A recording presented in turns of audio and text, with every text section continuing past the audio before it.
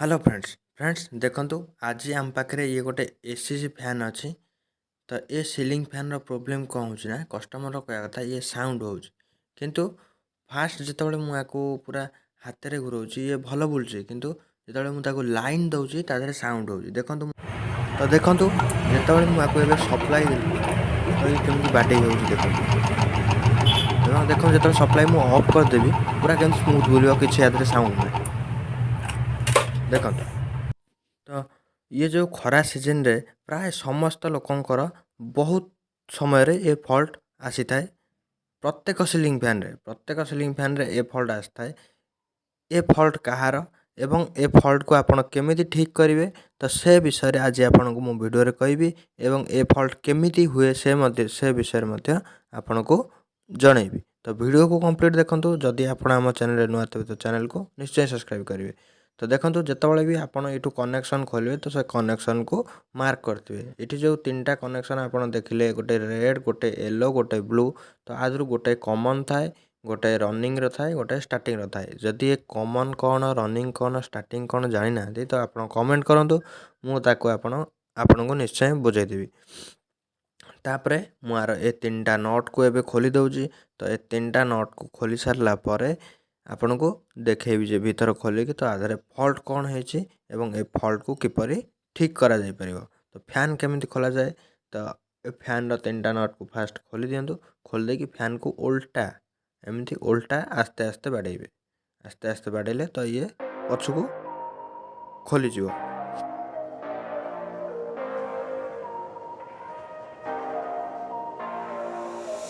आपको खोली सारा पर तापर ए जो डस्ट कैप को ओपन करी ए जो ऊपर गोटे प्लास्टिक दिहाई देखुं तो ये डस्ट कैप को काढ़ी देबे एवं तारटा को ये जो गोटे कटा दाग थब तो ये कटा दाग साहाय्य तारटा को सीधा करेंगे। तो सीधा करिकी हमर ए ऊपर कवर को खोल तो ऊपर कवर देखो एमती खोल तो ऊपर कवर खोलिया पर हमर टोटाल कॉइलटा ही बाहरी आसो। तापर देखंतु मुझे बेरिंग को चेक करुच्ची एवं बेरिंग रे कौन फल्ट थाई पारे तो से विषय रे फास्ट देखा। देखो ये बेरिंग भल अच्छी जो मुझे हाथ में बुलाऊँच तो ये पूरा भल अच्छी। देखो बेरिंग जाम फाम किसी ना ये बेरिंग जहाँ अच्छी पूरा भल कंडीशन रे अच्छी। तापर तल बेरिंग भी देखो तल बेरिंग भी पूरा फ्री बुलूँ कौन से याद जाम भी ना। तो ये बाडे कौन पाई हो तो देखो। तो ये जो प्रोब्लेम रे ये जो साफ्ट आमर खाई जाए तो ये साफ्ट जो जगह बेरिंग लगे तो से जगह आमर कौन है ना ये साफ्ट घसी खाई जाए जहाँ फल कि आमर ये जो बाडिया प्रोब्लेमटा होता है। देखो आपको देखो ये जो साफ्टर जो अग भाग देखो केते खाई जाए टिके जस्ट भी जदि 1 mm खाई तो ये फल्ट ही आसो। तो ये जो साफ्ट आग काल जो फैन देखिए तादे ये प्रोब्लेम आसुना तो साफ्ट बहुत कम खाऊला किंतु एबे जो नुआ फैन आसुचे तो तादे बहुत ही साफ्ट खाऊँ। तो ये साफ्ट को आम निजे हाथ में चेंज करिया कहीं आर मु देखुली यार पेपर भल अच्छी कारण आम जदि ये पाइप को मार्तुल साहाଯ୍य बाड़ेबा तो आर पेपर फाटी जापे। तेणुक आपको सदाबेल लेद्रे चेंज करेंगे। तो मु आपन को देखो आपको मु हाथ में ही ये साफ्ट को चेंज करी कहीं आर पेपर गुराक भल अच्छी। तो ये देखो मु फास्ट यार जो तारटा को बाहर करदेवी जो आम मेन वायर बाहर जो तीन टा तार आपको फास्ट देखी तो से तीन टा तारा को मुझे बाहर करदेवी। तापर मु आपन को ये चेंज करके देखेबी साफ्ट।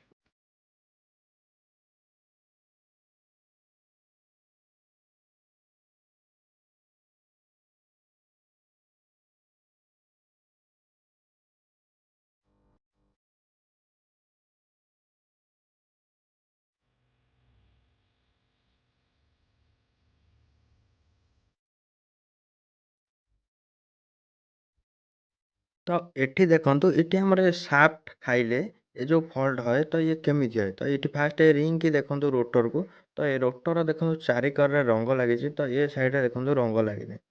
देखले। तो ये कोर भी देखो कोर चारिकर रंग लगी तो ये साइड जोटा आपको देखा ये धला अच्छी। तो जापारे एथर फल्ट कौन तो ये जगह आम कॉइल ही घसी है। तो बुझीपारे कॉइल केमी घसी कॉइल ए रोटर भितर देखो पूरा 1 mm रु कम गैप रे रहे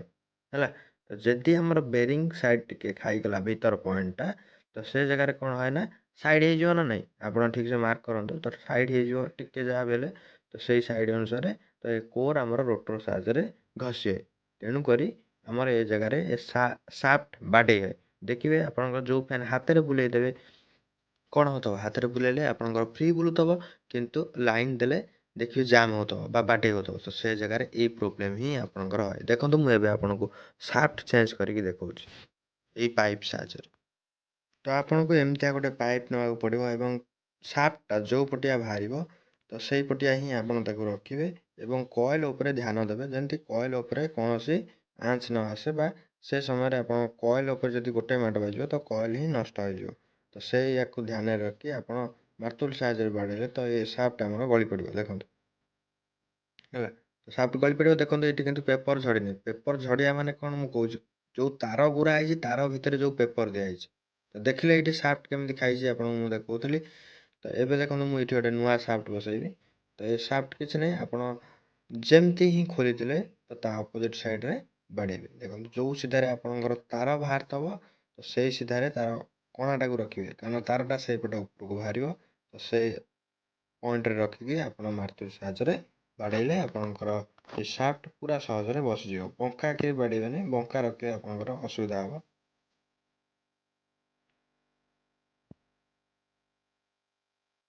ଦେଖନ୍ତୁ ଆମର ଯେତିକି ଯିବା କଥା ସାଫ୍ଟ ତ ଇଏ ଆମର ଫାଇନାଲି ପଳେଇଲା ତ ଏବେ ମୁଁ କ'ଣ କରିବି ନା ଏ ଯେଉଁ ତାରକୁ ମୁଁ ଯେମିତି ଉପରକୁ ବାହାରିଥିଲା ତ ସେମିତି ହିଁ ବାହାର କରିଦେବି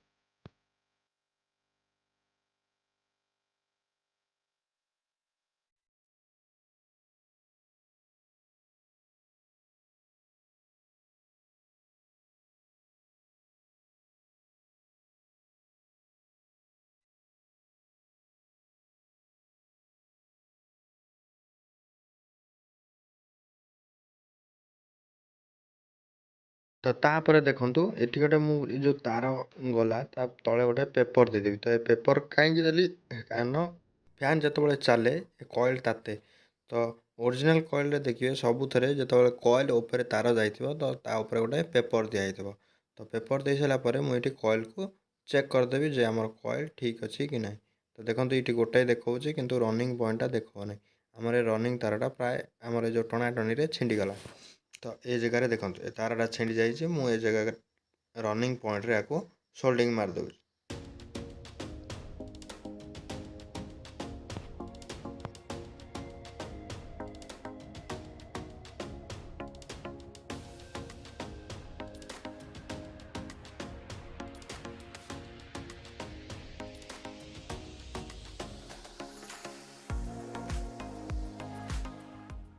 ତ ଦେଖନ୍ତୁ ଏଇ ପ୍ରୋସେସ୍ରେ ମୁଁ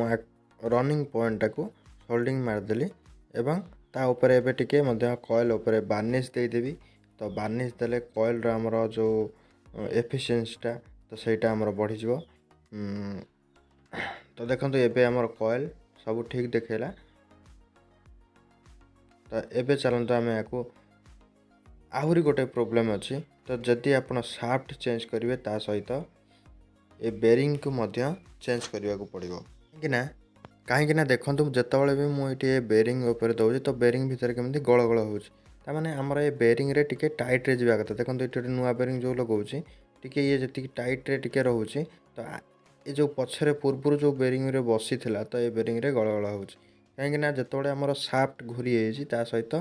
ବେରିଂକି ମଧ୍ୟ ଘୋରି ଦେଇଛି ଏ ଭିତର ବେରିଂର ଯେଉଁ ଭିତର ପଏଣ୍ଟଟା ଦେଖୁଛନ୍ତି ତ ସେ ପଏଣ୍ଟଟା ମଧ୍ୟ ଘୋରି ହେଇଯାଇଛି ତ ଏ ଜାଗାରେ ଆମେ କ'ଣ କରିବା ନା ପୁଲର ସାହାଯ୍ୟରେ ଏ 1 ନମ୍ବର ବେରିଂକୁ ଖୋଲିବା ତ ଏ 1 ନମ୍ବର ବେରିଂକୁ କାଢ଼ି ସାରିଲା ପରେ ତ ଏଇ ବେରିଂଟାକୁ ଆମେ ନୂଆ ପକାଇବା 2 ନମ୍ବର ବେରିଂଟା ଭଲ ଅଛି ତାକୁ ଚେଞ୍ଜ କରିବା ଆବଶ୍ୟକତା ନାହିଁ କେବଳ ଏଇ 1 ନମ୍ବର ବେରିଂଟାକୁ ଆମେ ଚେଞ୍ଜ କରିବା ତ ପୁଲର ସାହାଯ୍ୟରେ ଆପଣ ଏମିତି ହିଁ ବେରିଂକୁ ଖୋଲିପାରିବେ ଦେଖନ୍ତୁ ତ ଏ ବେରିଂ ସିନା ଆମର ଭଲ ବୁଲୁଥିଲା କିନ୍ତୁ ଏ ବେରିଂର ଯେଉଁ ସାଫ୍ଟ ଯେଉଁ ଧରିବା ଜାଗାଟା ସେ ଜାଗାଟା ଆମର ଖରାପ ହେଇଯାଇଛି ତ ଏ ଜାଗାରେ ମୁଁ ଗୋଟେ 1 ନମ୍ବର ବେରିଂ ନୂଆ ଲଗାଇବି ତା ପୂର୍ବରୁ ଏ ବେରିଂର ପଏଣ୍ଟରେ ଯେଉଁ ଲୁହା ଗୁଣ୍ଡ ଧରିଛି କାରଣ ଏ ଯେଉଁ ବେରିଂ ଦୁଇଟା ବେରିଂ ଏବଂ ସାଫ୍ଟର ମୁଣ୍ଡ ଯେଉଁ ଘଷି ହେଇକି ଲୁହା ଗୁଣ୍ଡ ଧରିଛି ତାକୁ ଆମେ ସଫା କରିଦେବା तापर एटी गोटे नुआ बेरिंग फिटिंग करिकी तो कॉइल को आमे एबे फिटिंग करवा। तो ये पूरा प्रोसेस को फिटिंग करिकी आपन को मु फाइनाली बुलेकी देखौछि जे हमर फैन ठीक हैला कि नहीं। देखो ता पूर्व कॉइल को जो आप सेटिंग करेंगे तो ता अगरे टिके टिके ये जो लुहार दाग दे दिंतु छेनी साहाय्य कारण ये जो दाग दवा द्वारा आमर बेरिंग रे पूरा सेट होगी ही थाए त्या द्वारा आमर बेरिंग एत शीघ्र ये जो साफ्ट प्रोब्लेम थाए ना ये साफ्ट प्रोब्लेम खराब हो न थाए है। तो आपण 1 नंबर एवं 2 नंबर अति बेसी देवे नहीं कारण आधे बेरिंग जीवन पुणी आपको फाइल मारे पड़ो जस्ट टिके टिके टिके टिके रफ कर दिंतु जहाँद्वारा कि बेरिंग आमर सठिक साहाय्य बसी पार है। तो मुझे आपन को फिटिंग करके कंप्लीट देखौछि।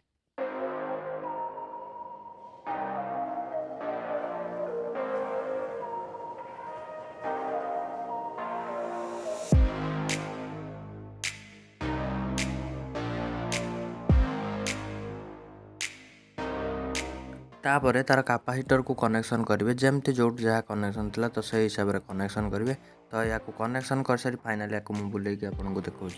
तो आशा कर फ्रेंड्स वीडियोटी आपको निश्चय भल लगी तो वीडियोटी जदि आप किसी जानवा पाइले कि वीडियोटी जदि आप किसी हेल्पफुल थाए तो वीडियो को निश्चय गोटे लाइक करेंगे और चैनल को सब्सक्राइब करेंगे और शेयर करेंगे। तो फ्रेंड्स पुणी देखा अन्य एक वीडियो